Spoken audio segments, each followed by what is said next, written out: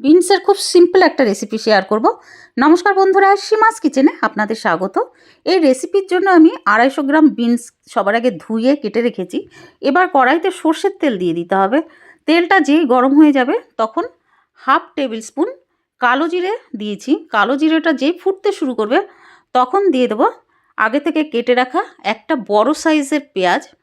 পেঁয়াজটা দেওয়ার পর এবার নাড়তে হবে। নাড়তে নাড়তে পেঁয়াজের কালারটা যখন চেঞ্জ হয়ে যাবে, ব্রাউন কালার হয়ে যাবে, তখন আমি দিয়ে দেব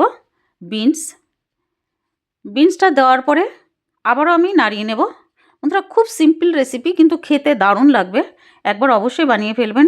ডাল ভাতের সঙ্গে সাইডের ডিশ হিসাবে এটাও ভালো লাগবে, তাছাড়া রুটি দিয়েও ভালো লাগবে। এবার আমি দিয়েছি হলদি পাউডার ছোটো চামচে 1 চামচ, আর হাফ চামচ রেড চিলি পাউডার, আর স্বাদ মতো নুন দেওয়ার পরে আবারও আমি নাড়িয়ে নেব। মিডিয়াম ফ্লেম আমাদের এখন আছে। এবার 2 থেকে 3 মিনিট আমি এইভাবে একটু নাড়িয়ে নেব। এবার আমি লিডটা লাগিয়ে দেব। লো ফ্লেমে আমি 2 মিনিটের জন্য লিডটা লাগিয়ে দেব, ঢাকনাটা লাগিয়ে দেব। 2 মিনিট পরে লিডটা খুলে, ঢাকনাটা খুলে আবারও আমি নাড়িয়ে নেব একটু। বিনসটা বেশ খেতে ভালো লাগবে বন্ধুরা, মিষ্টি মিষ্টি তো। এটা রুটির সঙ্গেও খেতে ভালো লাগবে, রুটি পরোটার সঙ্গে, সকালে ব্রেকফাস্টের সঙ্গে এটা ভালো লাগবে। এবার 2 মিনিট নাড়ার পরে আমি দিয়ে দেব কাঁচা লঙ্কা কুচি, 4 থেকে 5টা কাঁচা লঙ্কা কুচি, আর ড্রাই রোস্ট করে রেখেছিলাম তিল, সে সাদা তিল দিয়ে দিয়েছি। দেওয়ার পর আবারও আমি 2 মিনিট এভাবে নাড়িয়ে নেব। ফ্লেম এখন মিডিয়ামে আছে। 2 মিনিট নাড়ার পরে আমি আবার লিডটা লাগিয়ে দেবো লো ফ্লেমে 2 মিনিটের জন্য।